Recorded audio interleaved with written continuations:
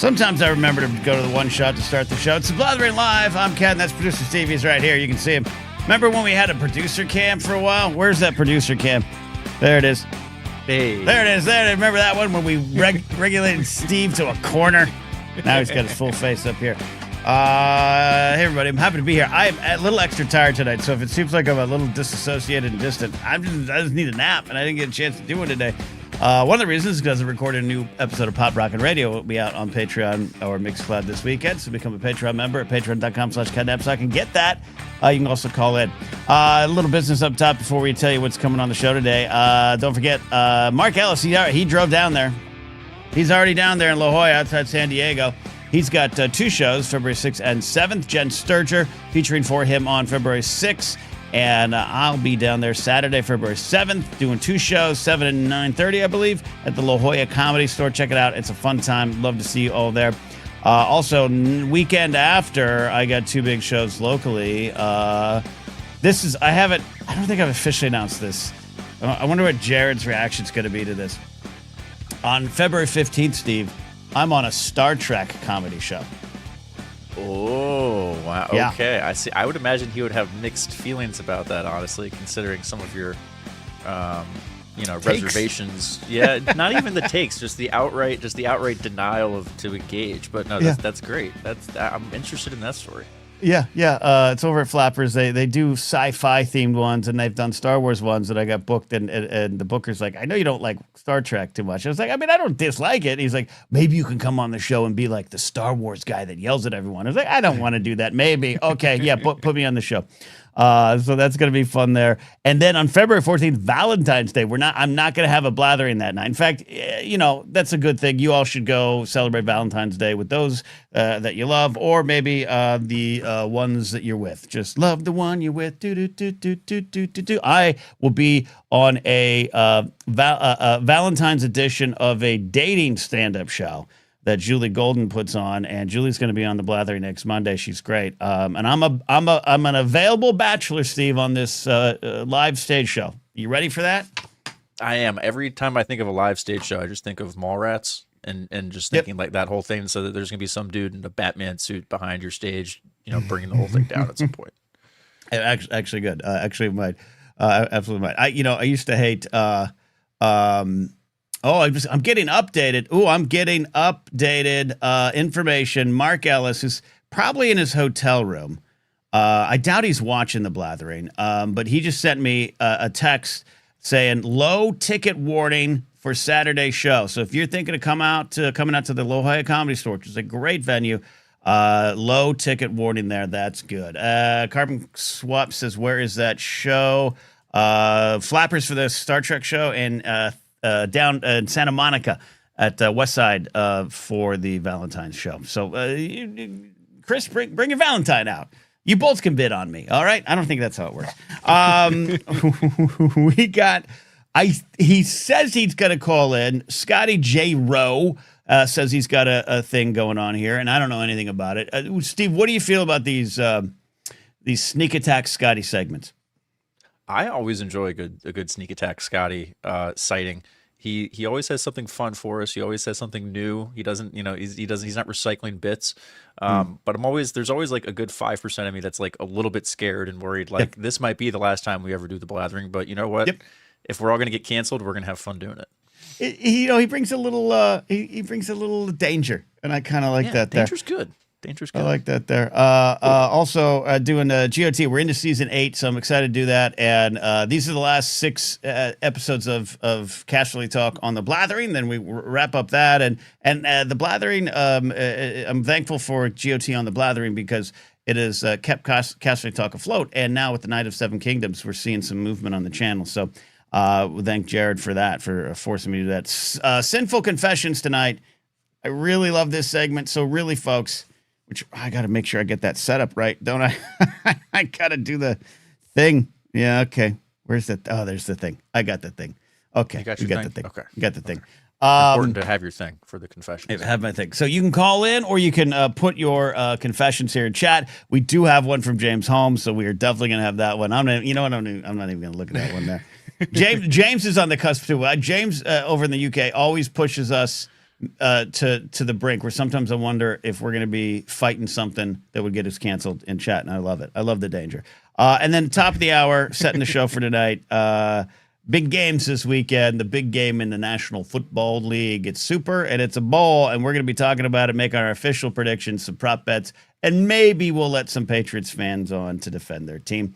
And Steve has a surprise segment tonight, too. 1-star reviews. I have known nothing about that. Nothing about that. All right, I'm getting an update. Scotty says I'll be there in a little bit.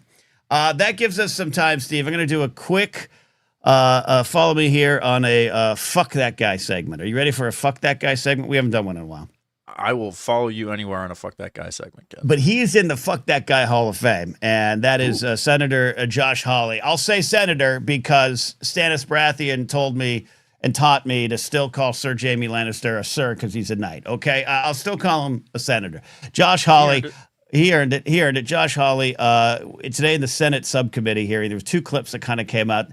Netflix co-CEO Ted Sarandos was on the being questioned here in the subcommittee, and Ted Cruz did a whole big. He even talked about Billie Eilish. He tried to get Ted Sarandos to admit, do you think we're on stolen land here in America? Do you think? And is that what Netflix is promoting? It was outrageous, but. Ted Cruz, I'm sure, will have a chance to be a fuck that guy on this show again. He's in the Hall of Fame as well. But Josh Hawley had a clip in which he claimed that almost half of Netflix content for children promotes a transgender or woke agenda. And he argued this content is highly sexualized and controversial. And I am just so perpetually and infinitely sick and tired of Josh Hawley and his Christian nationalist beliefs, and this kind of talk, Steve, in which all the stuff going on in the world, all the stuff we got here, we got the Epstein files just coughing up name after name of mostly white, rich, straight males who are committing atrocious, and dare I say, sinful acts. And yet you have, and not anyone in that list, not anyone, a Somali immigrant or a drag queen. And I've been seeing those memes going around. But you have Josh Hawley using this time to continue to stoke this anti-transgender agenda that he has. And trans rights are human rights. These are human beings just trying to exist. And you have people like Josh Hawley continuing to try to erase them. And it is also tied to that 1950s fear of the gays are coming for our children. It's the same playbook. And I'm just so sick and tired of Josh Hawley. And he is, once again, highlighted, Steve, in our Fuck That Guy segment. Well said, Ken. I thought that was a perfect little bow for Josh Hawley. He got the Fuck That Guy, dislove that he deserves. 50% is high. Where's all this hot, steamy sex stuff on Netflix? All I know about it is like Bridgerton. Like what else is going on on Netflix that's really this aggressive? You know what I mean? I don't know. Like, what are we doing? You take those corsets off, and it's highly sexual. Also, not for nothing here, but I don't have kids. I know your kids are not of the Netflix watching on their own age, but parental controls, all those kind of it's just and again, having grown up in the satanic panic of the 80s. And going through rock and roll will kill you. Rock and roll will lead you to sexual promiscuity, and like having just gone through that, and continue to weaponize art under the won't someone think of the children? It's just it's tiresome. It's constant. It's never going to go away, and we're going to continue to fight for art around these parts.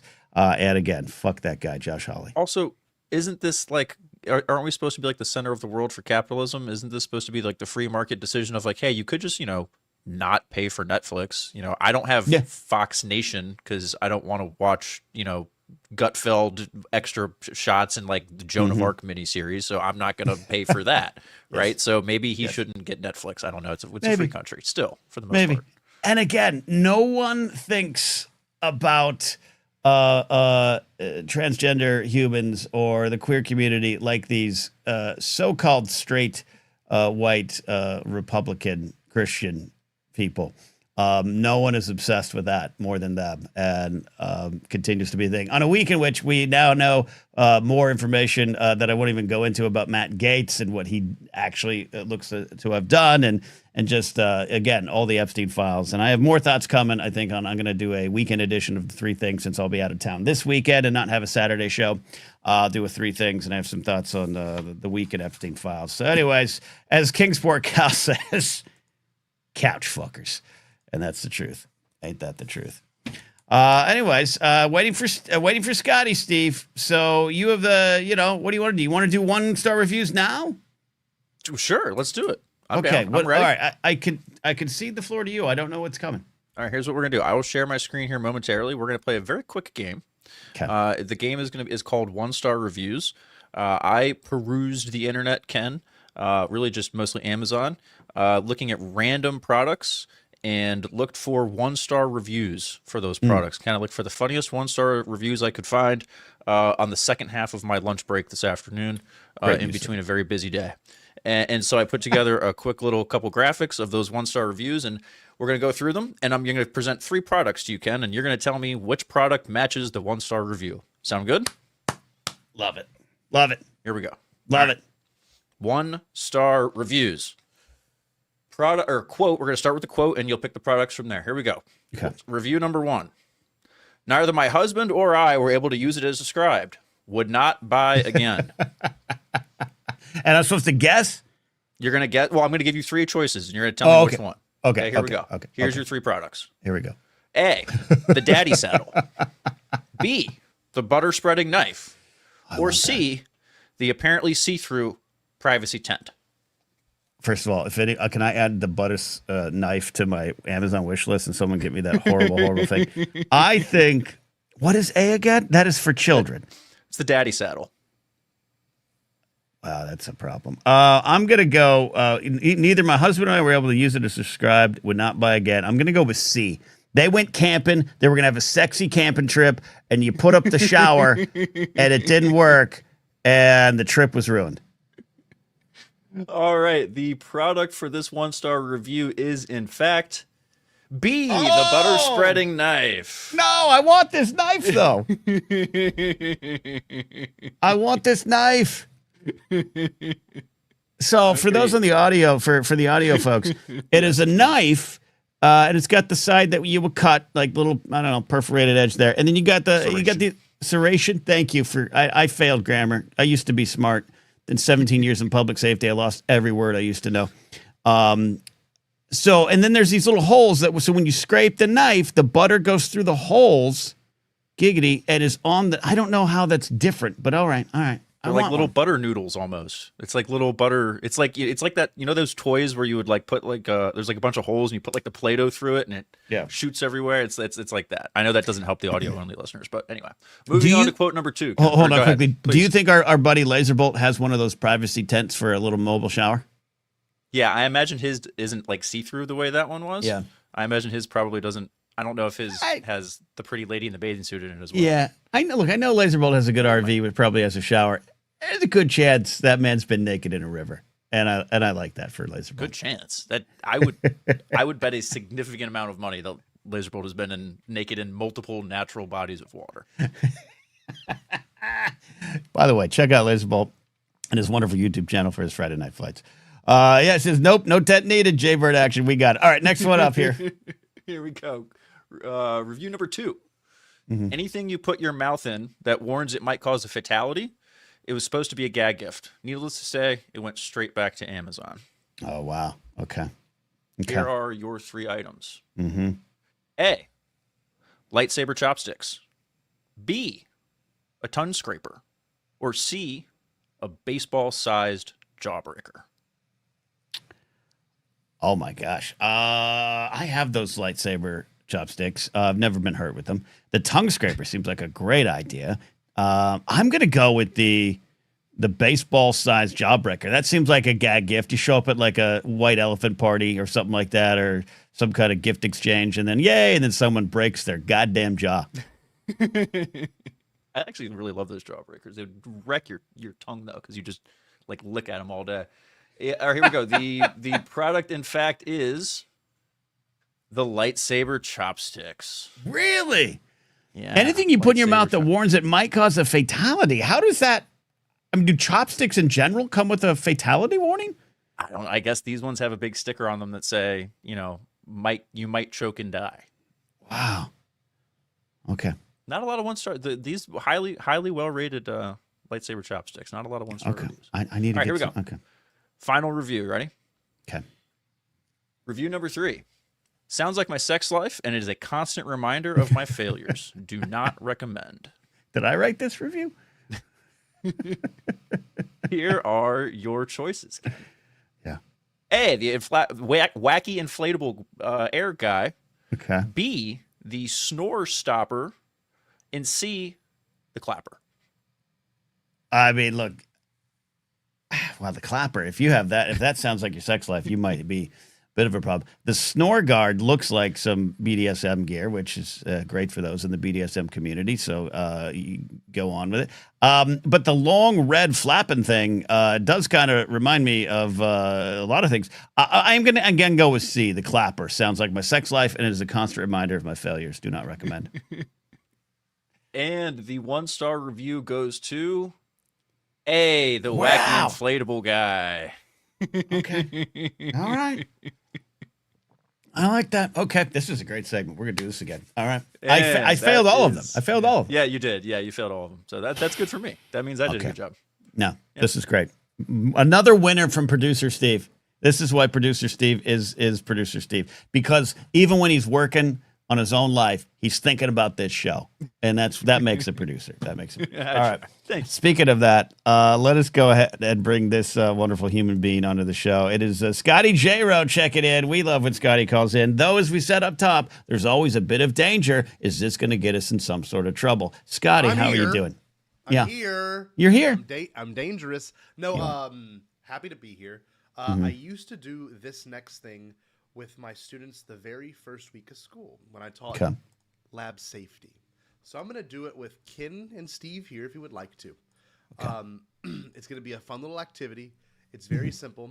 You can be as complex as you want or as simple as you want. But this was essentially a level in guiding someone to do a particular task. So think lab safety. Lab safety. Can you bump up your sound a little bit, Scotty? I'm having trouble hearing you. Hold on. Yeah. It just sounds like you're far away from the mic. Yeah. I'm far away. Yeah. Hold on. Come closer to us. Scotty. Oh, I know what to do. Hold on. Scotty, come back. Any better? Scotty, come back. Does that Well, wow. Yeah, now, okay, there you go. Yep. Are we good? Yeah, that's Okay. great. You got to get up on them shares. Okay, here we go. This is it. Okay. The activity was very fun. I always like doing it. I'm going to do it with you guys here. Love it. I need you to give me your full morning routine as specific as you want to take it. Okay. So I'm talking the second you wake up. Okay. Where do you go? What is the steps for Ken Napzok? Okay. Alarm or I wake up, right? And it's usually around the same time. 7:30, Okay. 7:45. So let's do that. Okay. All right, let's just say safely 7:45. I'm up. I groan. I go, ugh. And then I kind of wonder where I am. Then I grab my phone, and either I've snoozed or I know I told myself I'm gonna get up at 7:45. I'm gonna get up at 8. And then I start watching maybe a YouTube like ASMR video. Hold on. Yeah. I want more than a maybe. Well, do you delete notifications? Do you see one listed of a video that you've been wanting to watch? I got to know your process behind it. I want this to be specific. Man, I have no idea what this is leading to. I don't check notifications. I'm not one. Like I have 52 voicemail things. I don't care about that. I have 1,700 emails currently in my inbox, undeleted. Yeah, I don't care. No, with the ASMR, I have a rotation of ASMR videos that I know I'm going to watch. Like, I'm going to We want to know. We're fans of you. We love you. Give us some insight. What are we looking at? What videos? I don't know how to explain that. My ASMR videos? Yeah, is there a particular one that you're like, this is a good way to start my day? Usually like there's baseball card opening channels that are unintentional ASMR. My channel, which is intentional, which should be better than theirs. There's maybe it's a haircut video, Haircut Harry. Maybe it's a classic one. I have a saved private list of my favorite ASMR videos, so I get a little hit of relaxation, because it's like I'm not trying to get myself back to sleep. I'm just trying to like slowly wake up. Then I'll check the news. Then I'll go to Instagram. What news? I'll go to ground news. Go to ground news. Check the news of the day. Check the news of the day. You don't go to your computer and okay. No, I'm still in bed. I'm still horizontal, Scotty. All right. And then I'll check Instagram just to see if any of the women I have crushes on have left any comments on my videos. Okay, I'll go there. Really? You mean just to see? Just to see. Just to look. 100% true. When you see likes from all of us here on your screen and in the chat, do you go, okay, good, I'm doing my job? Like, okay, Blathering's working, or do you have yes, but there's a tinge of disappointment. This is the morning routine where I'm like, oh, she didn't comment. Scotty did. Okay. And then Franny wakes up, and then Franny usually gets out of the covers. We share the bed, and she gets off of her side, and she nuzzles up next to me, and I go, Franny, Franny, and I say it so loud and obnoxious that the animals in the yard hear. And then we get up, and then I stumble down the hall, and I put on my glasses, and I look, and I see if the squirrels need food, if the squirrels are out there right away. If they aren't, we head in the bathroom, and you know what happens in there, okay? Yes. Well, I got to ask you, what feelings are these? Is it day to day differently, or do you like the consistent feeling of, okay, squirrels are good? Are you happy if the squirrels are there? I'm very happy. If I see the squirrels there, I get very happy, and I'll put on my sweatpants, my slippers, grab a robe or a hoodie, and I'll grab my food for the squirrels, and I'll go outside. Sometimes before I'm even half awake, I'm out in the backyard making my little clicking sounds to feed the squirrels. Mm-hmm. But it feels like Abernathy says, it's Groundhog's Day, so it's not necessarily with joy. It's more like, oh, we made it here. Let's made it here. Let's keep it going. So is it like a guttural happy, or like, this is this is nice? That, like, you know what I mean? Like there's a difference between being like happy in your gut and happy with your happy to be alive. Happy to be alive. Okay. Scotty. Okay. Yeah. Okay. Cool. All right. I want to keep this going. I want to know what's next after the squirrels are fed. Franny went and took a shit. I mean, I don't know. Like, what are we doing? Does the dog have a normal bowel movement? You have a normal bowel movement? No. Yeah. Thankfully, dog does not. Franny will get up and then go to the couch, to the beds on the couch, and start to sleep again. Damn. And she's not a morning eater. She's not a morning pooper. She's like, great. Nighttime sleep done. Morning sleep begins. Occasionally, if the weather's nice, we go. I can't say it out loud. We go outside, and she loves going in the backyard, and she gets excited. Yes.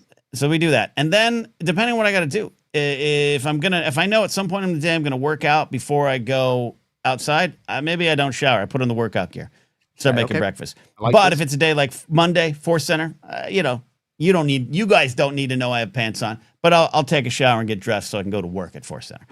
So that's the only thing that varies. Okay. And what's the recording schedule? I just like knowing these things. This is interesting to me. Steve, where do you think this is going? I'm really interested where this is going. I think he's going to land a plane somewhere. It's either that or you're going to end up dead in 2 weeks because Scotty's playing a hit. I am. Okay, what's the question? What's the question? So when you record Force Center, do you and Joseph a typical like discussion, and Jennifer, like do y'all kind of lead into something, or is it kind of like, okay, well, we're talking this today, like who plans this? Like where does this? Is it you? Are you the brain trust? No, Joseph and I kind of exchanged notes on Sunday. Here's the rundown. Here's the news. Here's the questions. Here's what we're going to talk about. Jennifer's very busy getting her degree, or master's degree, and so she's lets us handle that side. 10 a.m. every Monday, 10 a.m. Force Center. We sit down to record. That usually goes to about 11:30. We upload the files. That's why sometimes our live streams are a little wonky. Live stream at 12, and then when that's done, I edit the audio, edit the video of the one that's going up Wednesday. Make sure Blathering's set. Then maybe have about an hour and a half to do something else, either work or relax or go to the store, and then the Blathering at 5. Blathering's done. I do the audio version, maybe make a dinner, work out, and see at what point I give up and sit down and play Fortnite. That's my Monday, and that's usually every day. Okay, in terms of the day and how the day is structured, are there parts you enjoy more than others? I enjoy working. Like, I enjoy the show tonight, but I enjoy when the show wraps and I go, We're done. The work day's done. I'm gonna go upload the audio version of this, but I'm gonna maybe have a little snack and get ready to call it a night, or go out and do something. Yeah, I was pretty socially active last week. Yeah, you did. That's pretty good. Yeah. So to wind down, besides Fortnite, what's the Kin Napzok wind down? Fortnite. That's all it is. Really, I crash right into. I work, eat. Usually, I work out, edit something, work, whatever. Fret over my career being a failure, and then that was the next question. When's the existential dread come? Because we all have it. I don't care anyone says. all through the day, all through the day. Even like on this show, I'm like, I love doing the blather. Blathering is one of the most favorite things I've done my time in the business. But it's not going to pay the bills all the way right now. So instead of having hope, which I should, and I'm working on with my therapist, I just the show ends and I'm like, I don't know what's going to happen to me. I don't know what's going to. So that's when the dread hits in. Mm-hmm. But then I crash. Then I sit down on the couch, fire up Fortnite, and Ken Plume's right there. Boop. He'll request sometimes before I even sit down. He's right there. Yeah. And then we play, and sometimes people join, like you or producer Steve. Mm-hmm. Alden played once. Lauren Romo and Hal Lublin, Brian Tiller. Lately been playing with a new friend of mine, Taffeta Darling, who's amazing, and hopefully get her on the show here too. And we have a lot of fun. And then the game ends, and then everyone's good night. And then I fire up Madden and turn on a YouTube podcast, and I play that until the depression puts me to sleep. And so, is it really a depression, or are you just being metaphorical? Like, are you like, oh my god? No, I have officially been diagnosed as severe depression. Yeah, as of Tuesday. Okay, good to know. So, but like the spiraling is like what leads you to your slumber. Yeah, I don't like. Oh, I'm gonna go to sleep. I'm like, God, that girl the whole day she didn't like my YouTube comment. She didn't like my Instagram video. The whole day she went without even thinking about me. All right, I'm gonna go to bed. Good. Okay. This is all I want to know. I'll tell you why. What you just did, you would have made an A plus 100 on this assignment. You would have just made an A. I'll tell you why. This was a test. It was like the first quiz I gave every year. And they were always so confused. Like, why would you make this a test? Because confused. In lab safety, you want to be as specific as possible with whoever you're giving their first lab to. If you're working with fire, you're working with whatever, fire, chemicals, the dead animal, all of this. You want to be as specific as you can, because if you're not specific and if you're not safe in the lab or with life, you tend to let go of those things that you enjoy, or let go of those things that maybe could cause you harm. So I like how introspective you are, because you're not like my kids who are like, I just wake up and then I eat my food, then I go to get in the bus and I go to school, and then I'm at school all day, and then that's over. Like, I like that you were very reflective. So that this was simply just a test to see how reflective of a person you are and how much you care. So it could have gone deeper.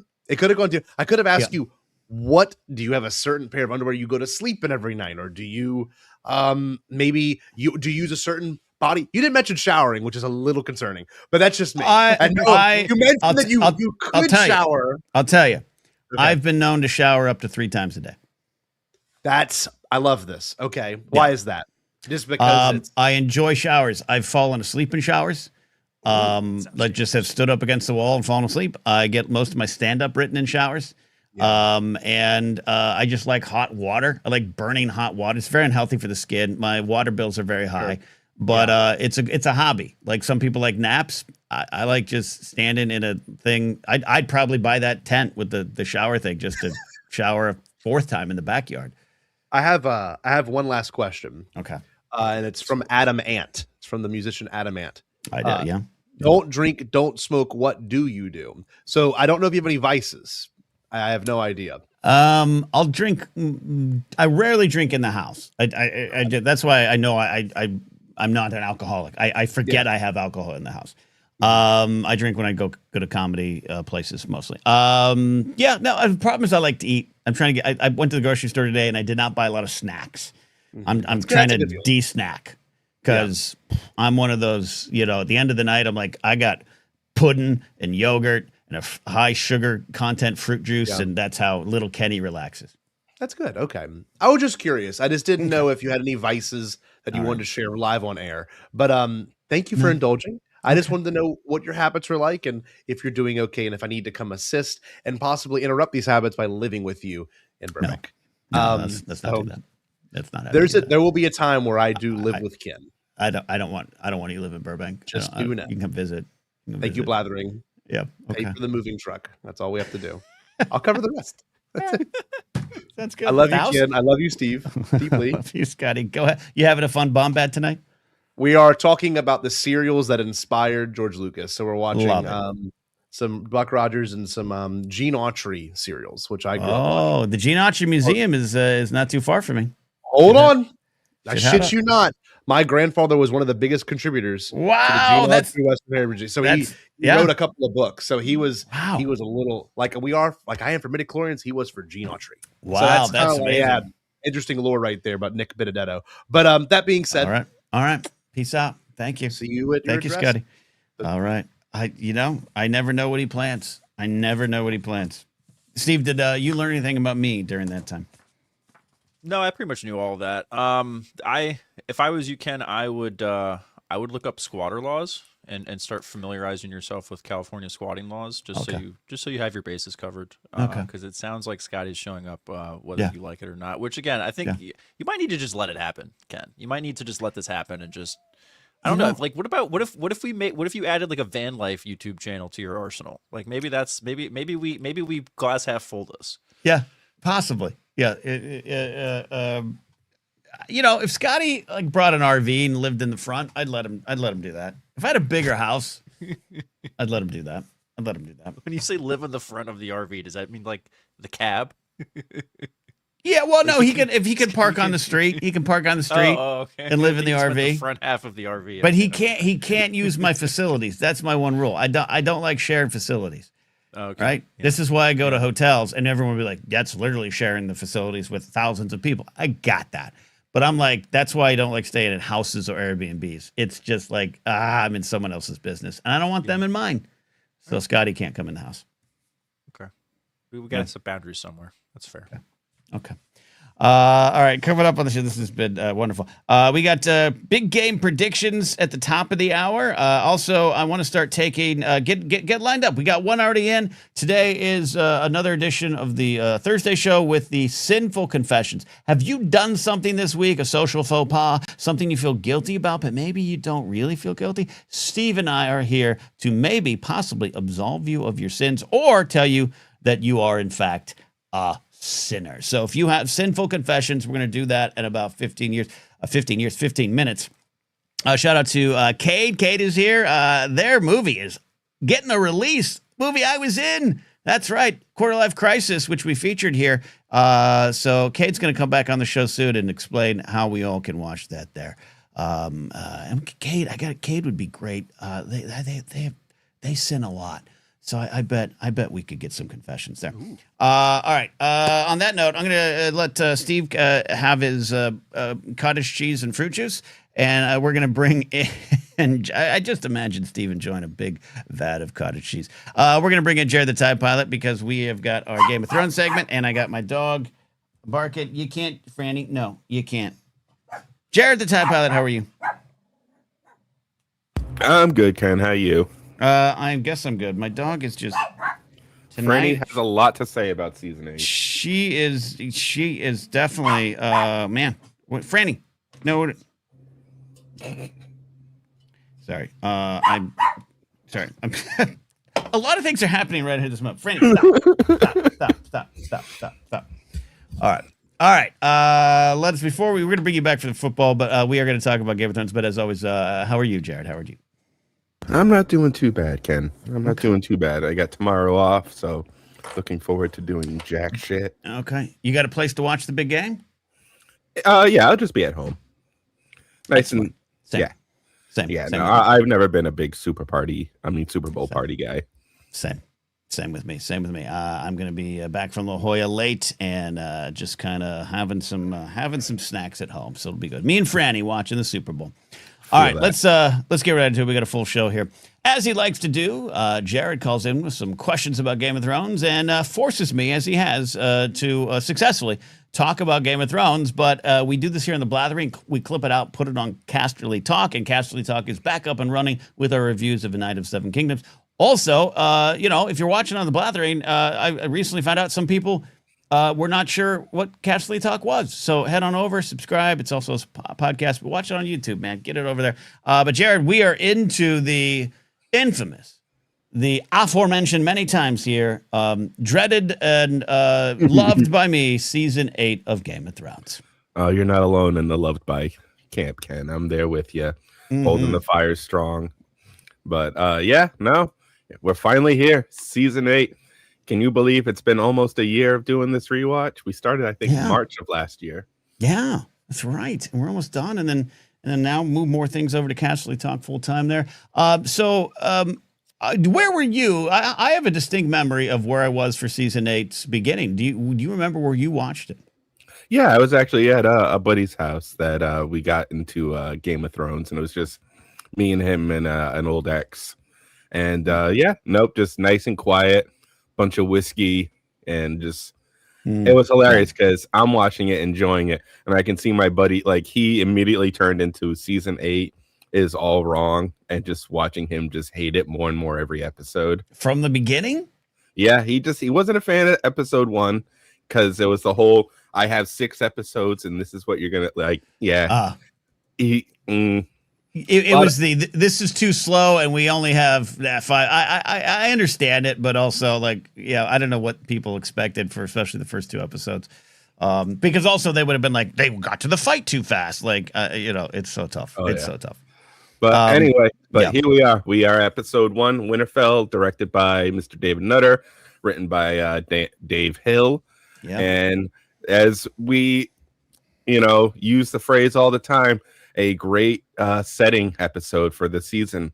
It's a good reflection on season 1, episode 1, with Dany arriving at Winterfell, and just a lot of great conversations that happen up there.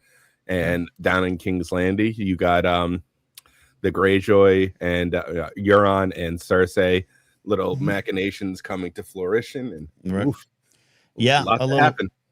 Yeah, a little fruition indeed there. So rewatched this episode twice actually over the last week, and it is a table setting episode. And again, I acknowledge that I was always bummed that there was only 7 episodes in season 7, and there's only 6 in this episode or in this season. And I get it, but even for Dan and David to be like, hey, we wanted 70 hours, we ended up with 73 at the end of all days. That we got more than what we wanted. They've made the decision, hey, especially with season 7, we're going to pick up the pace. We've done a lot of talking. Let's get to some of the big battles. Let's do that. So I understood some of the critiques, but I like what they land on this episode. But this episode, man, there's something epic about it, and it continues kind of that all-star game feel where we have a lot of people reuniting. And we've been on this journey for so long. It's 2019. I remember where I was. I was at Star Wars Celebration in Chicago. We got snowed in. And me, Joseph Scrimshaw, our buddy Darina, whose hat I'm wearing, DJ Bruja, and Mark Ellis, we all gathered in my hotel room. And I was like, everyone be fucking quiet. And we watched the first episode. And it's great. It just everyone arriving and just kind of the callback to Robert Baratheon and his crew arriving at Winterfell. This episode is called Winterfell. And we know this is going to be the center of it is. And there's so many, we'll get to the Dany stuff, but I love a lot of the stuff that's being laid for Dany, as complicated as it is. But anyways, I just love getting into this land. I think there's some great stuff of Dany and her army walking into Winterfell. Oh yeah, no, and again, it's, and you do the same thing, pushing back on those who say there was no reason for Dany to do what she did in King's Landing. I'm like, come on, like everybody's looking at her like she just needs to get the hell out of there. Nobody was welcoming to her at all. Yes, so yeah, absolutely. One of the things that this season, this episode gets into is to the biases, the racism, the bigotry of the North, all that stuff's at play. Some of it's just, hey, we're from the North and we're always kind of prickly prayers anyways.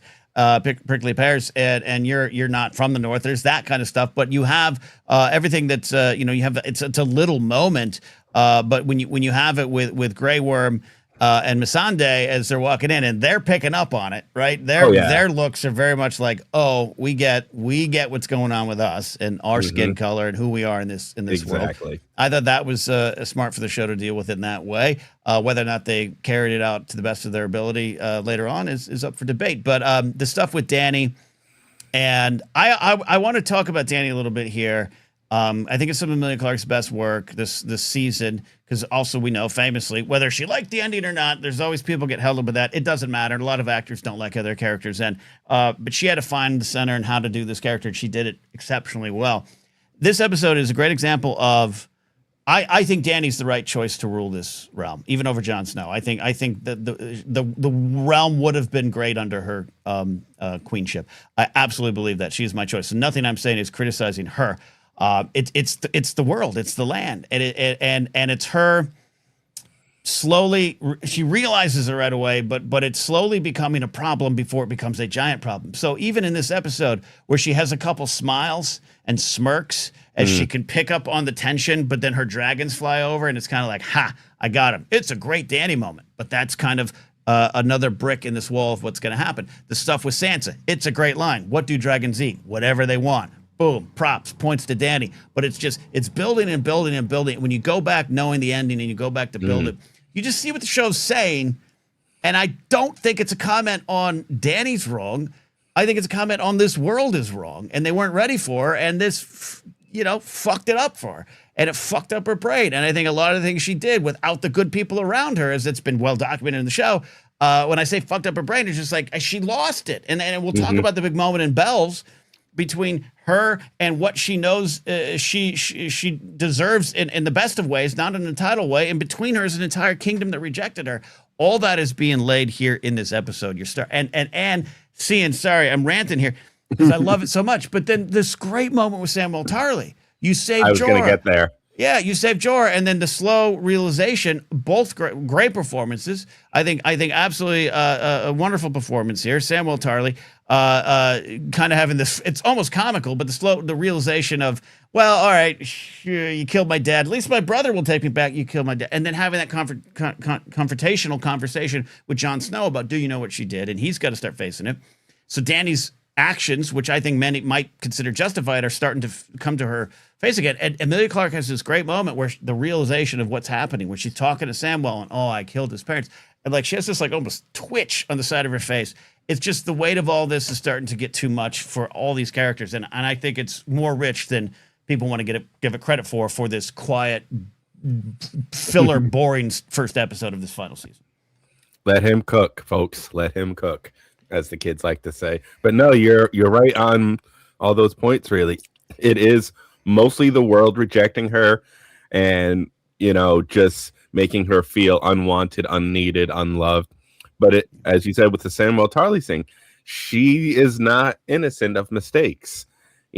Just realizing, shit, he's on my side, but I've really screwed with his head now. And can I trust, all those cogs stop turning.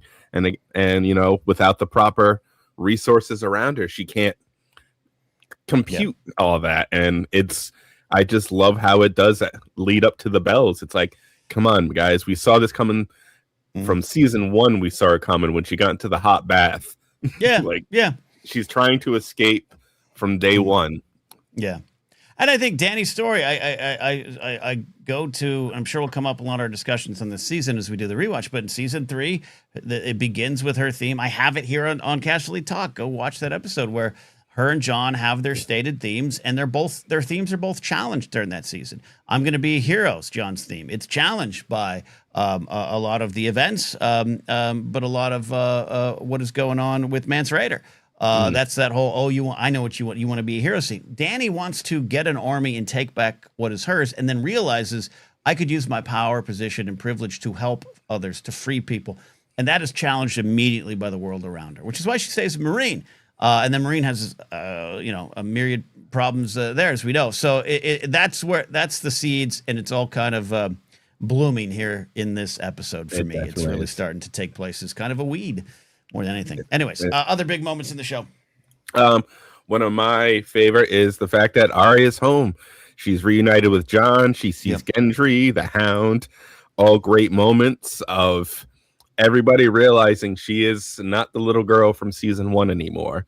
And there is a lot of pain and determination behind those eyes now, and a very determined young lady. Yes.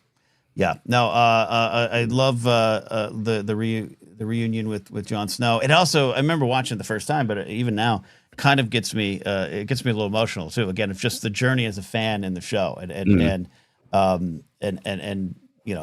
don't think it's played with a heavy hand, but just them coming back, Needle, everything about it. And I love I think Maisie Williams continues to play it well throughout this season of, did you use it? Yeah, a little bit, like concentrate, whatever she says. She doesn't come out with all the details. She's seen too much, done too much, and also playing so much close to her chest. So love everything there. And hey, we're starting the Gendry flirtation too. That is that takes us into some spots later on, but I like all the groundwork being laid for that here too. And one of my favorite lines, you left me for dead. First I robbed you.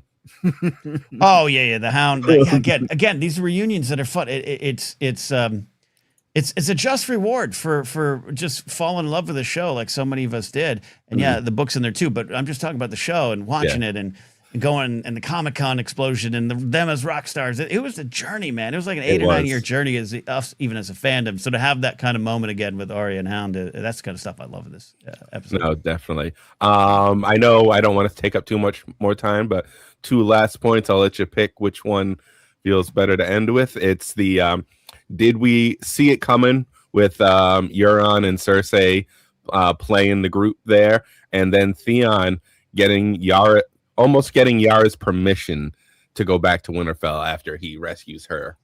I love the moments. Euron is, if I'm to rank my favorite villains in Game of Thrones, he comes in a little lower just because he was not used particularly well at times during the show, but at other times I think he's spectacular, and I needed him to be that over the top. He is a mustache twirling villain in a way other characters weren't, and I think it's a good fit with Cersei. And almost in a weird way, you start rooting for Jaime to come back, which is something we'll talk about too. And then the Yara Theon stuff. I've always been partial to the Greyjoy stories in a weird way because I was connected to Balon Greyjoy when I played Coach Balon on School of Thrones back in the day.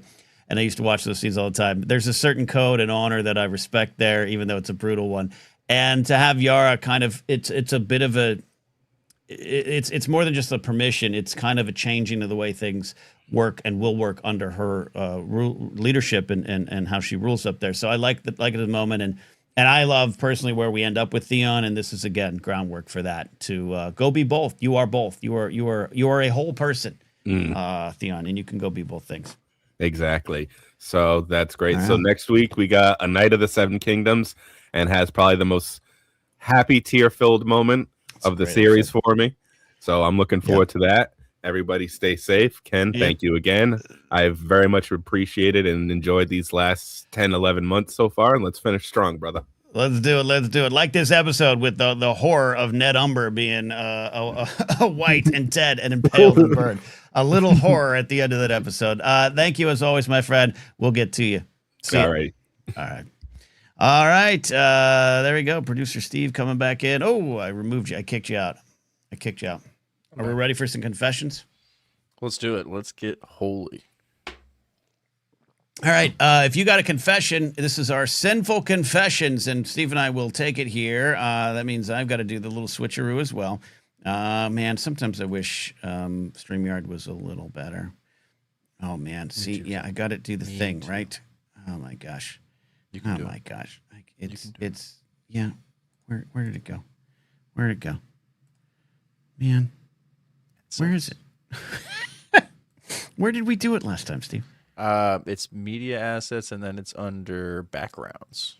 Yeah, I got it. I got right it above up. Sounds. Yeah. Yeah, I got. No, it's up. Look, man, I can bring you to the pond, but I can't. Yeah, I make you know. drink. Camera. Okay, I don't need that here. Where's the back? Oh my gosh! This is where they're going to start losing a lot of money from people. There we go. I got it. The amount they charge. Oh, I switched. There we go. Okay. There you go. Nailed it. First try. There we go. All right. Ooh. There we go. All right, we got one. So if you have a confession, call into the show and let us know in the private chat what you're, if you're here for the confession. Because if you're not here for the confession, I don't want to make you confess something that you don't want to confess. Our first confession comes from Francis. My dog needs to confess her sins about barking during the show. James in the UK says, confession, fell for AI Indian wins in rod rubbing competition in Olympics. 10-second video, it fooled me. Now I've got rod rubbing competition in my search history to check, which isn't a great look. No, it's not. So, Steve, first of all, since James is not on the line, what do you think is the sins here? What are the sins here? Oh, poor James. I think James just went to bed not too long ago, too. I think I saw him check out in chat just at the tail end of Game of Thrones. Yeah, I don't know if we can absolve James of his sins, if especially if he's not here. But he sounds like he's been a naughty boy regardless. Because here's the thing, Ken. You have to, somewhere in your algorithm has to bring you the AI video Indian wins rod rubbing competition. You know what I mean? You don't just stumble there randomly, right? That's so I'm tough on this one. Okay, Yaka Harless says, bless me, Father, for I've believed AI slop. Look, we've all been there, right? Oh, yeah. We've all been there. And you're more trained on picking out AI. I'm okay, but, you know, we've been there. It's not, doesn't mean you're an automatic boomer. If you're like, did you see that video of a deer jumping on the trampoline? Like, Right. yeah, it happens, right? It happens. There's a lot of stuff going on. A lot of stuff going on. Yep. It isn't so much the, I'm sorry, it isn't so much the believing the AI thing, Ken. It's more the content is what I'm worried about, right? We're not talking about the deer jumping on the trampoline. We're talking about the rod rubbing competition. The algorithms of the keywords there and that's what I'm worried about. And I think that's why he feels it's sinful. And that's why he's literally paying indulgences to absolve you of his sins, which I feel like because it was a super chat, we kind of have to absolve him on this one, Ken, or else the whole bit falls apart. So I'm gonna give James a partial absolution. Okay. I don't think he has to do anything. No Hail Marys, no rosaries. I just think he has to go do maybe something nice for someone else this week for falling for AI slop. That's kind of where I think we land on this. Make an original piece of art yourself and put it on your fridge, James. Just like draw a bridge, put it on your fridge, and cancel out the AI generated art that you contributed to the world. I think that's a good call. All right, there you go. And then we got two confessions. Again, if you're not calling in with confessions tonight, I apologize. That's the calls we're taking. Let's talk about football later on. So let us go ahead and take Brady. Brady, what is your confession? Forgive me, Father, for I may soon sin. Oh dear. Okay, you may soon sin. Okay, this is like the permission. The Spielberg movie AI. We know what's happening. So, I am considering, on a whim, flying to San Francisco for a girl.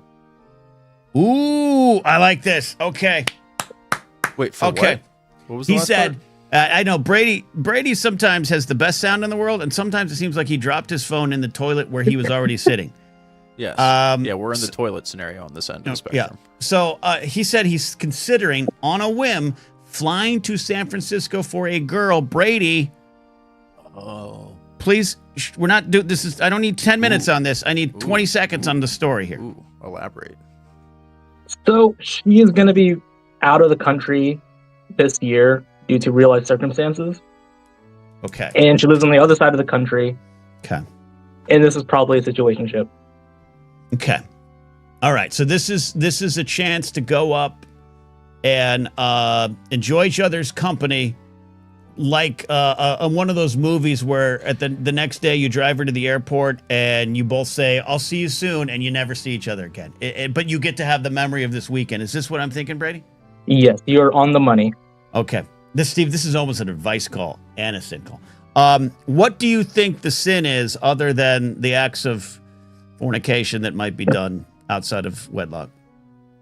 which is, by the way, a made-up construct by a patriarchal-based religious system and not real. So, what do you got? Well, firstly, I am In of the confessionals, generation Ken. that's been doing this less and less, so it might not be the case.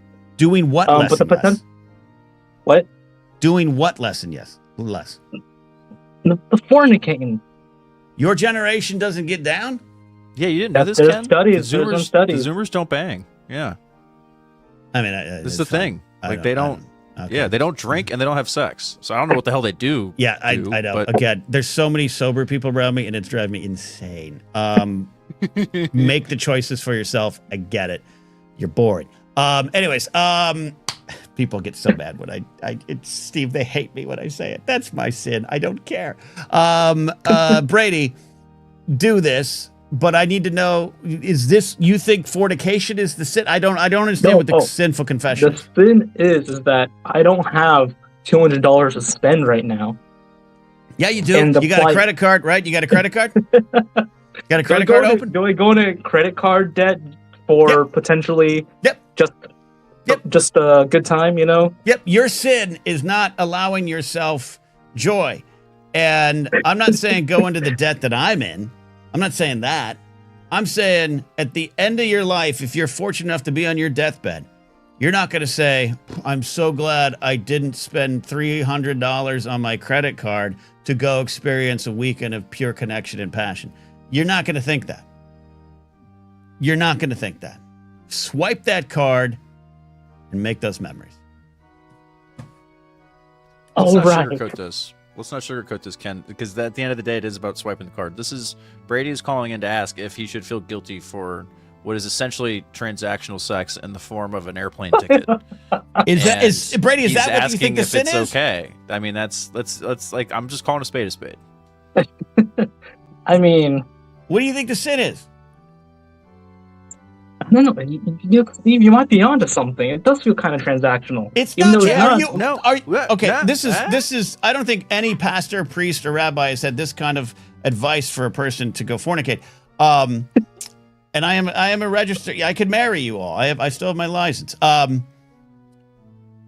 You like each other, right, Brady? I think so. Oh. Hey, Fantasy at the Crazy Horse in Vegas told me she liked me too, Ken. That doesn't mean that that doesn't mean that it's real. Okay, We Brady. talk every day. Okay. Okay. Oh, Steve. Brady.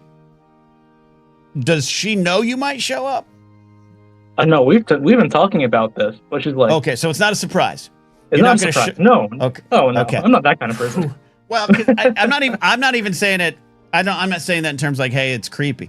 I'm saying that's a big sweeping romantic gesture, and I could see you landing at the airport, showing up at her hotel, and some guy named Pedro or Petro answering the door, and you just starting to cry and turn around and walk away. Yeah. Don't Yep. get catfish, Brady. Yep. Well, not even catfish, but just like no. You're misunderstanding me. Not catfish. I am? Okay. Yeah. That she doesn't know what's happening, and he opens the door, and it's like a guy going, "Hi, did we order, honey? Did we order room service?" That's what I'm saying. Okay. It could be heartbreaking, but Yeah. Brady, you waylaid my fears. You are Brady's you are smarter good. than that. Yeah. Okay. She knows you be coming. Then Brady, there is no sin. You're absolved of sin. It's not transactional. This is two people living a life, and this is the kind of thing you should do. No sin. Absolved. I have one more question. All right. Steve has a question. Do you think this young person would do the same? Would they reciprocate the favor? Would they spend $200 on a plane ticket to fly from San Francisco to where you are and do the same thing? It's a great question, Steve. You know, she did. She flew over to see me. So, Dude, a year you need ago. You need to put all the we need details to on the lay table. out- That is a foundational detail. You have already done the deed just in this area code. Brady, There's we no did the sin Gen in Z San Francisco. version of it. The worst We did the Gen Z detective ever, version of or it. the worst lawyer ever. Don't You- ever wait. hire Brady to be your lawyer. Yeah. Holy hell. Wait, you did the Gen. I don't need to know the details. You did the Gen Z version. But yeah, it was nice. It was great. It was a great Has day. it changed? Has the deed changed? I thought since like evolutionarily that we got to where we are, I didn't think it changed. Okay. Maybe that's an Addy question. I don't know. But Yeah. Well, that's science next week. It was. Let's just say this. It was like Ben and Ray. They just had a touch, and that was them and everything. What? I have One of so you's many dead? More questions. One of you's I have dead? so many more questions. Not like that. Okay. You know what I mean. I don't know what you mean. She flew No. down here. Yeah. You guys met up, Uh-huh. and one of you died. I don't understand. Was I don't that the understand. clapper or the crazy inflatable wave guy? It was the wave guy. That was the wave guy. Okay. Cal knows what I did. Brady, this is spiraling out of control here that we need an hour on. Did you both enjoy each other's company in Los Angeles? Yeah, we had dinner and had a great night. That's But- all- Who paid? behind Didn't closed doors. stay in anyone. Didn't go to anyone's place. Who paid for dinner? Or did you split it? We split it.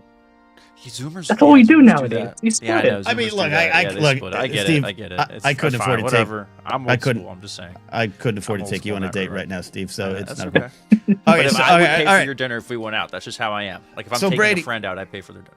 Go No, ahead. I agree with you. I agree with you. And God forbid if any of you tries to do the itemized, let's all six of us pay for one. Someone grab the credit card, swipe it, and we deal with it later.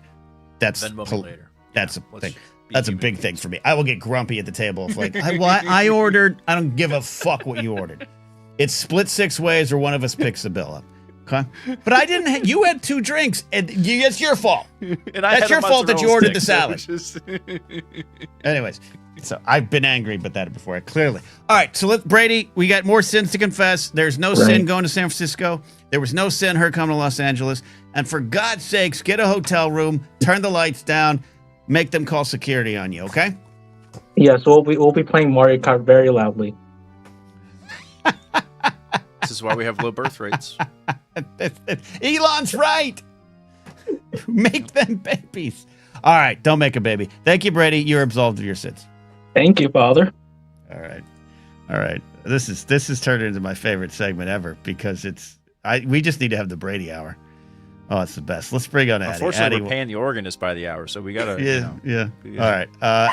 Addie's back. Francis, no, I'll feed you later. Addie, more sins to confess. Bless me, fathers, for I have sinned. It has been a week since my last confession. It's okay. What is your sin? Today at work, I did work, but I also watched Olympic curling pretty much all day. Look, this is not a sin. This is you making yourself feel some sort of joy, some sort of connection to a sport, maybe even athletes, maybe even your country. And that makes you more of a healthy, well-rounded, robust human being and makes you a better employee and a better teacher and a better mentor for the generations coming up behind us. Eddie, I don't see a sin. Steve? I don't see a sin here at all. Mechanics listen to music in the garage when they change your oil. Addie watches curling while she's doing science. I think that's totally legit. Yeah.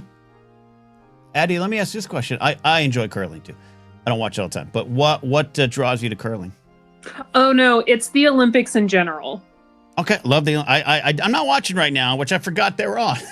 Well, Are they on? the think they've opening started ceremony is tomorrow. Okay. But didn't the know round robin curling started. Mixed doubles curling started 2 days ago because it takes. Okay. Yeah, at the Um, pre-event. Okay. And yeah. Also, there was a big air snowboarding qualifications today. So some people's Olympics are over before the opening ceremony has even happened, which I think I don't is like just that. sad. Yeah, I don't that. like it, but I know it happens, and the schedule of I the don't like Olympics is that at kind of all. crazy. Yeah. But no, I love the Olympics. I love getting really invested in incredibly odd athletic feats for 2 Yeah. weeks every 2 years. Yep. I love learning really odd rules for like how they score fencing or horse dancing. I love the biathlon because sure, let's turn like Nordic military exercises into sports. That sounds great. Right. No, I love the Olympics, and I'm about to have just the best 2 weeks in. I'm with you. So even more so, Steve, I don't hear any sin here. I hear someone getting the most out of life right now while the world is burning. Let's enjoy some people throwing some rocks on ice. Yeah, slowly. you're sitting there doing your capitalistic duty, doing your job, earning your wage to pay your taxes. It's okay if you watch a little curling to help you get through that, and you're supporting your country. Now, if you're out here like rooting for Canada or something against us, then you're a traitor, and you should obviously we should take actions to remedy that. But I watched both of the U.S. matches. Our mixed doubles team is legit. Okay. See you here. The chat's blowing up with it. And then I also watched the Great Britain matches because I'm a terrible expert. No, that's great. Now, Addie, final question for you. This is a great sin. Again, you are clear of your sins. Would you consider playing curling? Join a local curling league? Oh, I think curling is the only Olympic sport I have left to play. Okay. All right. I like this. because I'm too old for most of the rest. Question. That's a good question, actually. What is the closest thing? Is there winter or summer, Ken? What is there a single Olympic sport you think you could even if I just gave you like the powers to be really good at it? Is there anything left that we could do? Because Addie's got a great point. Curling is one of those things you can kind of pick up at any age, but like I don't think you could. Can you just hop in a bobsled at 50? Yeah, I could. They're old bobsledders. Yeah, I don't know. I could. That's a good question. I think some of the biathletes are a little older. Yeah, that's the one where they usually have grizzled stuff on skis, right? Yeah. Skiing and shooting. Yeah. It's great. I used to love that one on Epic's Winter Games. All right, Addie, we'll talk about the Olympics a little more. You are absolved of your sins, and I appreciate your call. Thank you. I even changed my head covering today. I see it. It looks great. It looks great. Love it. All right. Anyone else have a sin to confess? Get in that private chat and let me know. Otherwise, we're going to talk some big game. We're going to talk some big game here. I think, is that it? I got another call coming in. Guys, get in that private Cal chat. Has a confession. I think Cal Okay, all right. Chris has a confession. Carbon Swap, the best lawyer in LA County. Chris, you're on with Steve and Ken. It's time to confess. Chris, there you go. Oh, now you muted again. There we go. Okay. There we go. Sorry about that. You're good. Yeah. So if I'm remembering Catholic school correctly, this is a sin of omission. It's not a sin that was committed intentionally, but I still feel a little bit guilty about it. Love it. I inadvertently stole toilet paper from Vaughn's. We were at the self checkout. Okay. There was somebody there, watching all the 6 lanes of self checkout or whatever it was. The wife was getting a little bit impatient, so we both scanned an item at the same time, and it only registered one. And then we moved both items to the bagging area. Nobody caught it. I looked at the total, and it was, missing the $28 or whatever toilet paper costs these days, because that's the real sin. But the clerk didn't catch it, and I feel slightly guilty because Vaughn's is missing, $27 worth of toilet paper on their records. But also, I feel like I need just a little bit of absolution too. So, Steve, what do you think about this one here? I've got feelings here, Ken. First, let me start off with the sin here is not at all stealing the toilet paper, Chris. The sin is the absolute greyhound you just threw your wife in front of when you said, my wife was getting impatient and decided we needed to scan 2 things at once, and you just legally absolve yourself so that when this whole video gets subpoenaed for when this grocery store sues the shit out of you, you're going to be able to say, oh man, they can't charge husband and wife for the same crime. So sorry, honey, you got to go to the slammer, not me.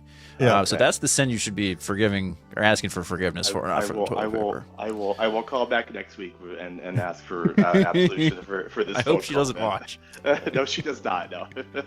Love it. I mean, that one, I can't absolve that one there. I like Deb Wright says, Ingve, the inflation is the sin. If it's $27 for that, there we go.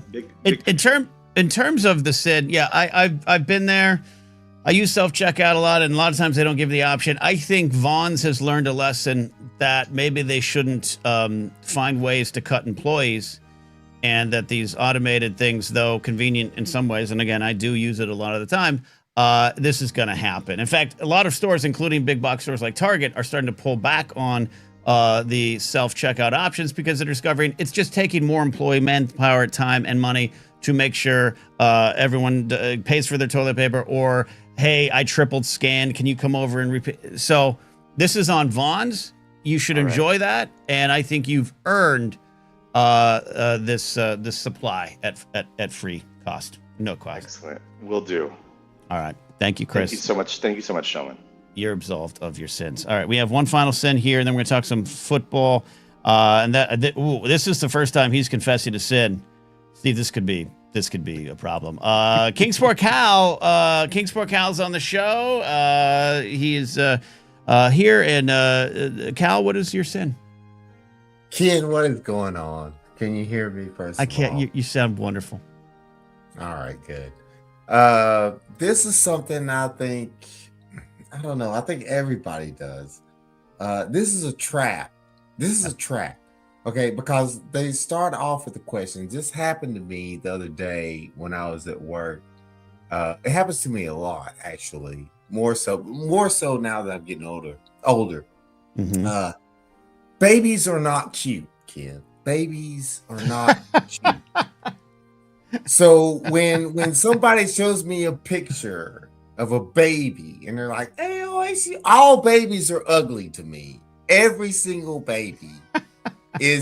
Even my own baby, my own daughter, when she was a child, was ugly to me. Okay. So I'm sorry. Ugly. I cannot determine. I want to purpose this. I cannot determine a child's cuteness till they're at least 3 years old. So when they and I don't even think you need to worry about that at 3. I don't either. That's a valid point. Maybe 5. Maybe 5. Okay. Steve, you can test to that. But yes, they are forcing me to lie to them, to their face, because you can't say no. You can't be like that. You can't say that baby's ugly. Right. You can't. You know what I'm saying? Right. I actually, and you have some people supporting you in chat here. Laserbolt, Jared, the TIE pilot, they both think human babies are ugly. Steve, you're going to have the final decision here. Because of you currently, having 2 gorgeous children roaming this earth. But Cal, is the sin having the thought, or is the sin not being honest to them? Part of the sin is them making me lie, because I have so it's to their say, sin. It's their sin. No, I have to sin. I have to lie. I have to sin in lying and say to them that the baby is cute when I know in my mind that it's hideous, and I don't care because all babies are ugly to me. And you cannot give me the point to judge a child's cuteness until they're at least 5 years old. I would say 5. I'm not worried about the future even of the kid. I as a baby was not great. You know what I mean? You have to. You're looking at it the wrong way. You have to look at a baby the way you look at a puppy. No, it's a puppy. No, a puppy is cute regardless. A puppy is cute because of the fur and the face. Babies are. You can't do that with a child. You cannot do that with a child. It's inhumane to ask me if a child is cute or not. I cannot do that. Inhumane is strong. Okay. Wow. Okay. I feel very strongly about this. I know. And look, and you have people in chat are agreeing with you. They understand what's going on. Look, I I don't think, first of all, I've absolved you of the sin of thinking babies are hideous. All right, that is your opinion, and especially early on, they do kind of look like aliens hatched out of some kind of thing. I get it, but I don't know if it's a sin from. I don't know if. I think Cal, you're being an angel on earth by not hurting the feelings of the parents or inhibiting the kid for the future in which they'll have issues, in which they're like, Kingsport Cal, my parents were down at the convenience shop getting a breakfast sandwich, and this guy was there, and his name was Cal, and he said I was hideous. Like you're doing right, even though you're lying. Well, Ken, that is the point, is that they put me in a position to lie. That creates the sin. But also, yes, you know what I mean? Yeah. Okay. I don't want to lie because I don't want to hurt their feelings. But the whole basis of this is that I think, in my opinion, that every kid, when they're first born, I don't care who the parents are. When they're first born is ugly. Even I as a kid was ugly. Even my own daughter as a baby was ugly, in my opinion.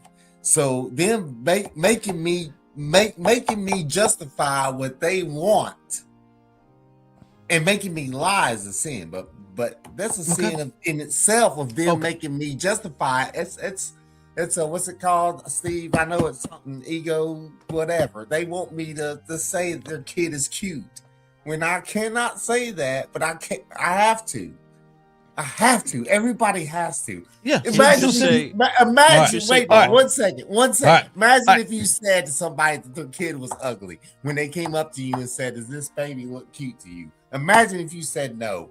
What do you think would happen? Yeah, no. Someone in the chat said this was narcolepsy. It's a total Larry David dilemma.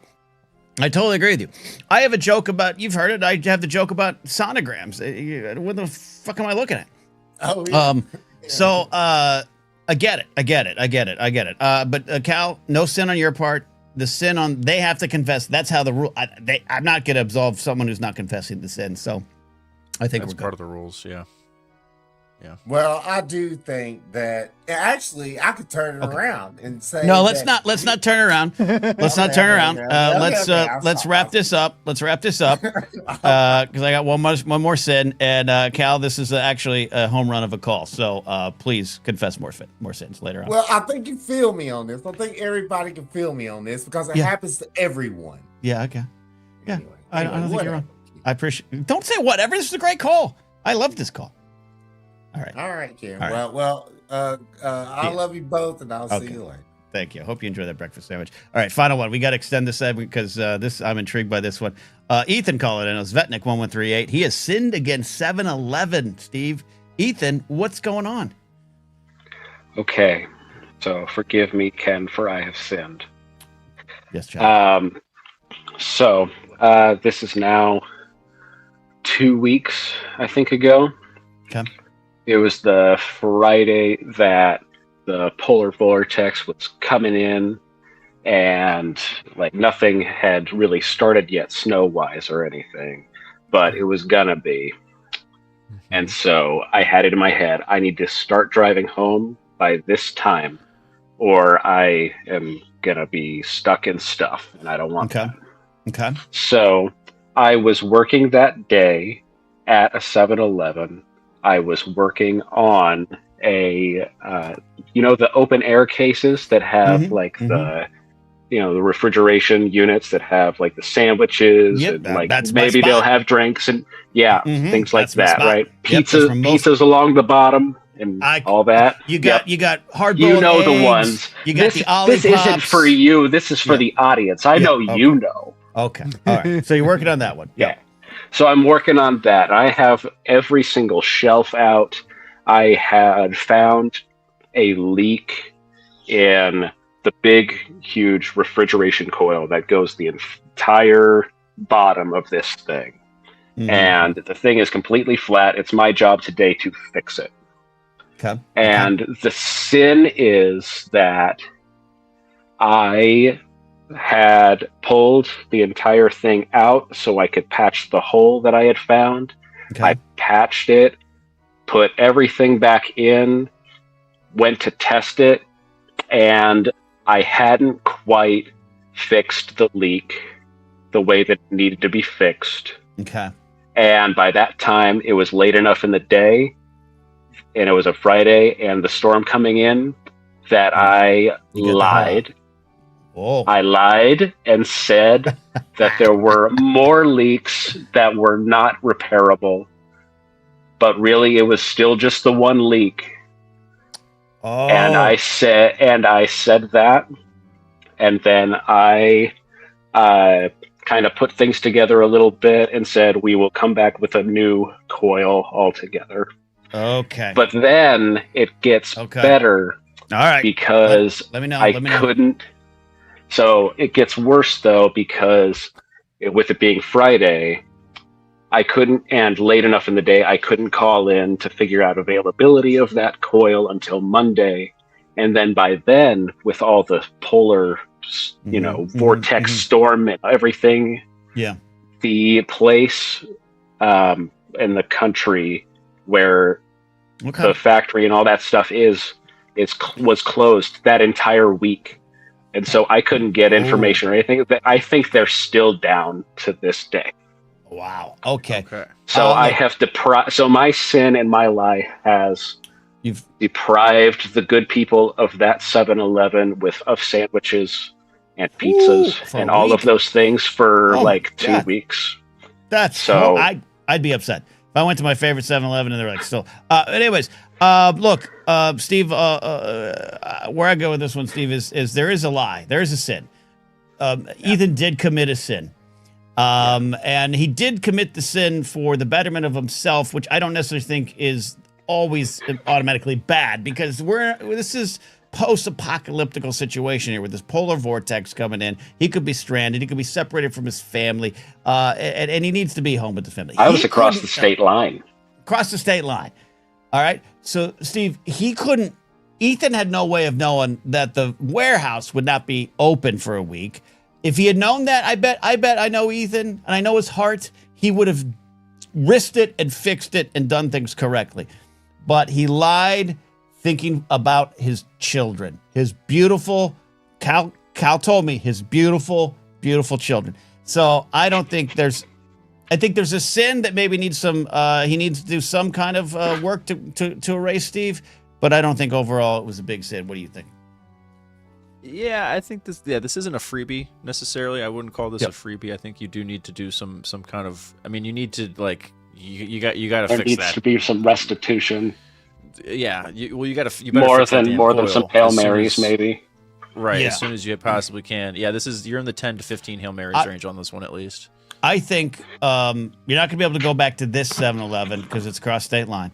It's not your regular 7-Eleven, but I think you need to purchase 7-Eleven pizza sandwiches, hard-boiled eggs to make up the loss for the corporation. That's what I think. Or maybe get a gift card it's and send it to your franchised favorite YouTuber. Okay, all right, but I think Can I add one thing though? Quickly, the guy that owns the 7-Elevens out here is a complete and total asshole. Oh, okay. Well, then you might be doing something with, but again, you're hurting the people. You're hurting the 7-Eleven people, because if I went to my 7-Eleven nearby me here and it 2 weeks without a hard-boiled egg from a convenience store, it'd be heartbreaking. So that's what I think. You just got to put some money back into the corporation. Maybe get a gift card, send it to your favorite YouTuber. There's things to do, Steve. There's things to do. Yeah, no, I like that we're glass half filling this. We're looking at how we can be positive about it, but yeah, no, you're gonna be okay. You're gonna be okay. And at least it is across state lines, so that if you do have to, pack up your family and run, you have a head start. All right, Ethan. Okay. Thank you for calling in with your sin. Thank you, gentlemen. All right, and that is it. We have absolutely. I think we've done some great work here today, Steve. Yeah, absolutely. No, we again can. Someone's got to restore faith in the people, and we're shining that light and providing a place for people to feel a little bit better about themselves. So that's what we can do. Indeed. And the payment doesn't help. We do paid indulgences here as well. Just making sure that's known. Well, now it's time to actually pay off the title of the show and the thumbnail, which I'm sure upsets some folks. So maybe I'll drop a time code if you're watching in later. But hey, the Blathering is an experience. It's not one topic. We're going to talk about the big game this Sunday, the NFL Championship game. It's a super big bowl of a game. Is going to happen. Of course, a lot of people talk about halftime. I'm going to be watching Bad Bunny. I'm not going to be watching the Turning Point songs of Americana, whatever the fuck they're doing. But Steve, we got to register. I was not a great year for me betting wise. But let's get into our coverage here of the big game. Yeah, I'm excited because it's the Super Bowl. But I gotta say, Ken, I don't know if this is a confession necessarily, but I don't have the juice for this big game that I've had for recent ones, and that's not just because my team isn't in it. I can't get up. I mean, again, for the Seattle fans, the Patriots fans, obviously, but there's something about Drake May v. Sam Darnold that just doesn't quite do it for me. The way other matchups have in the past, and also I'm eating crow because I've been waiting for Sam Darnold to turn into a pumpkin. And here he is in the Super Bowl. So I don't think he is. I get it. Like I said, I like the city of Seattle. I love the Mariners. I've never really liked the Seahawks. I don't think the Seahawks are a real football team. They just don't look good. They don't look right to me. They look like something you created on Tecmo Bowl. I just don't. I've never. And Steve Largent was one of my favorite players this take at all until he retired and became a Republican politician. But I'm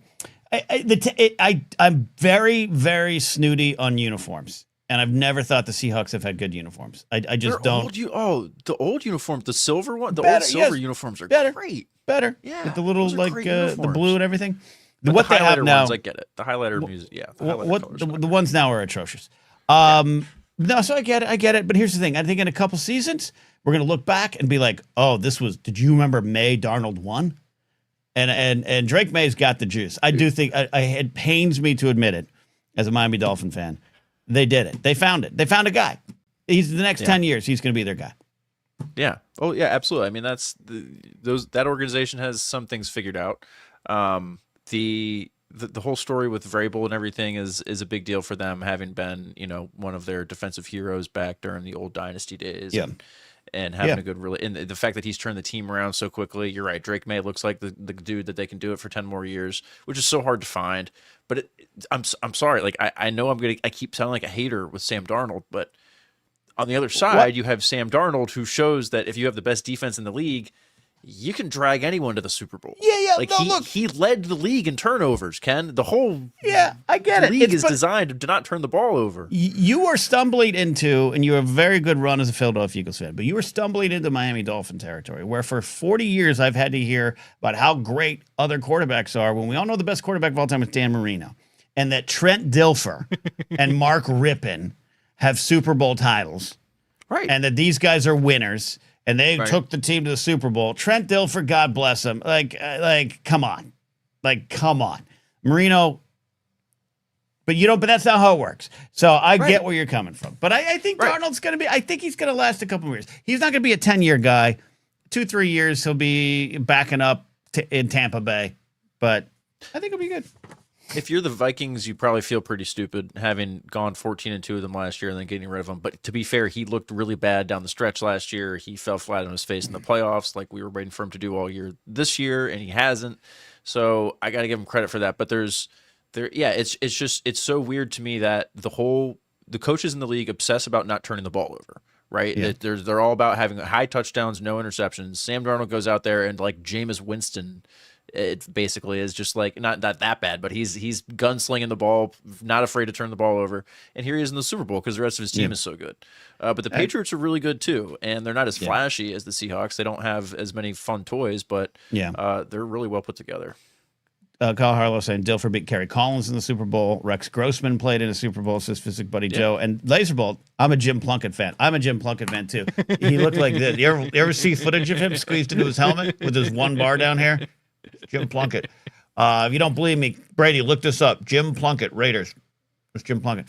All right, so let's bring in Jared real quick here. I got about 5 more minutes left here, and this dog's gonna drive me crazy. But Jared, what do you feel about Drake May? Is this your future? We're shipping up to Boston, baby. This is it. The next 20 years. I can feel the hate. 20 years. Oh yeah, we don't Drake play. May's gonna play till he's like 51. He's in his like 22, so he's got Tom Brady years left in him.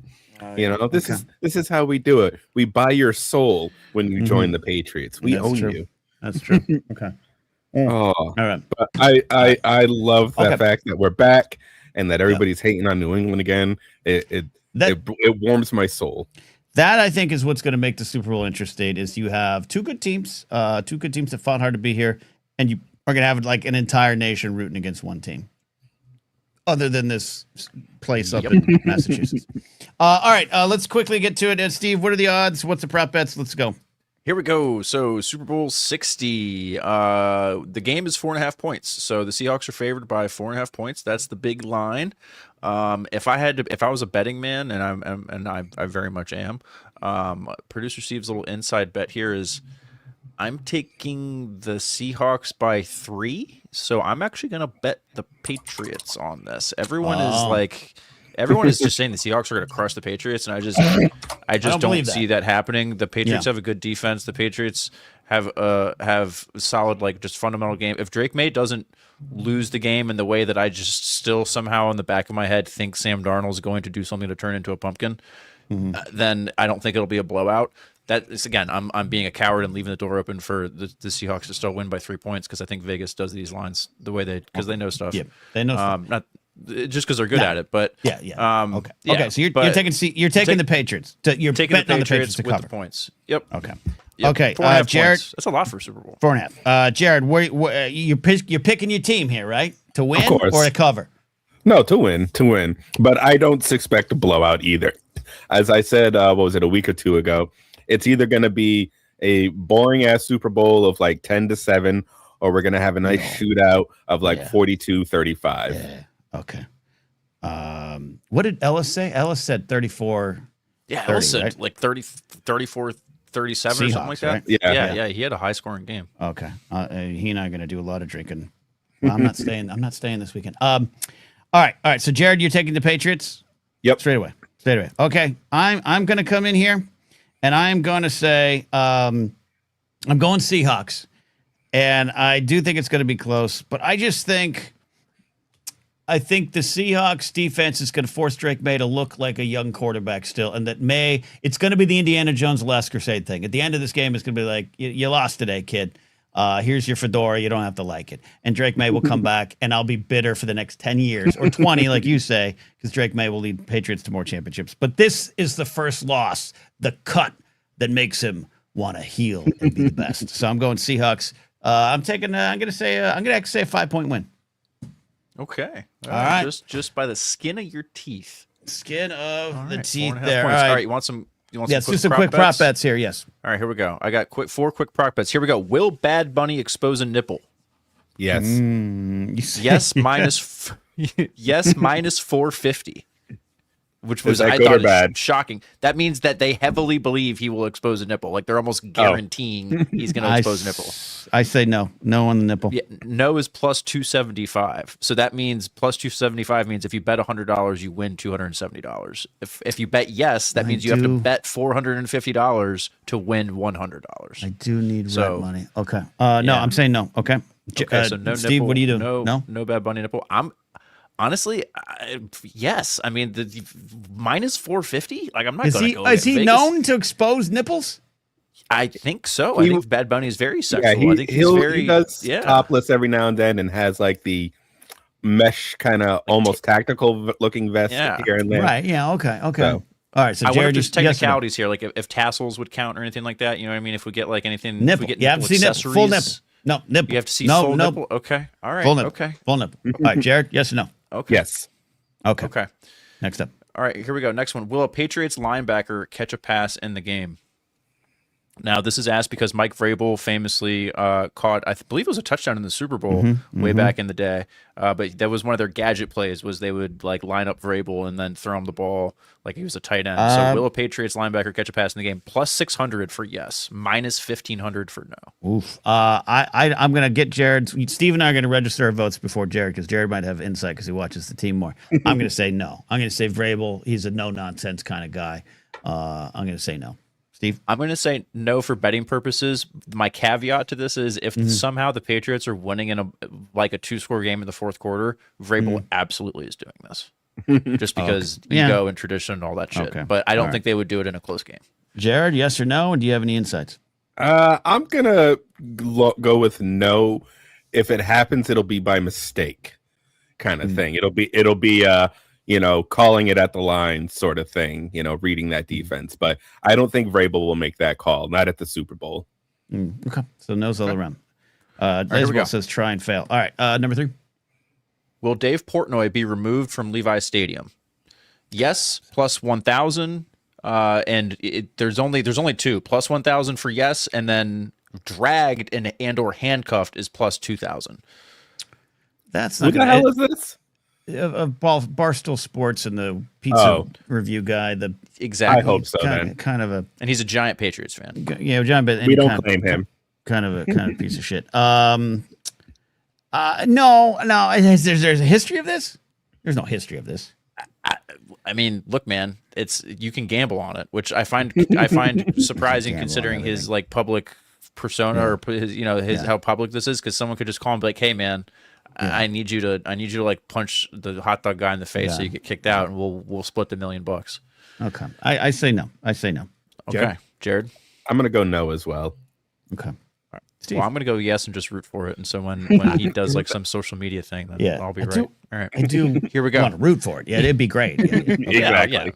Not a fan. Final one. All right, number 4, almost done. Will Stephon Diggs propose to Cardi B after the game? Yes, plus 1,000. No, minus 1,000. Isn't there charges against Stephon Diggs for stuff? I think they're pending, Ken. Pending charges. Remember, this country still has due process for rich people. Correct. This is similar to the Travis Taylor Travis thing Taylor last year. Worse odds, by the way. Worse odds. Worse odds? Yeah, I'm saying no. Yeah. Now, we like Cardi B, right? We're Cardi B fans. So, Cardi B. Yeah, she's got some good songs. All right. I'm going to go no as well. I feel like whenever there's a proposal at the Super Bowl, it's not a big star, somebody you expect. It's like the random defensive tackle who's had the same girlfriend from high school or something. Right. But I don't think it's ever happened. I don't recall. I've watched pretty much every Super Bowl since 1985. I don't recall. Tony Eason just asked his fiance. I don't think it's ever happened. That's actually a good stat to look up. Okay. I just remember the kid at the Fiesta Bowl asking out the cheerleader at Boise State when they beat Oklahoma. That was 20 years ago. Okay. I'm going to say yes, especially if the Patriots win, just because these are two people who absolutely love attention, and the only thing that will get them to talk about the game somehow more than that is this is how you get all the people who don't actually care about this is how you get all the commercial people watching people to talk about the game for 2 more days because, oh my gosh, did you see what's, the whole Stephon Diggs, Cardi B proposal thing? I'm going no. All right, here we go. No. Last one.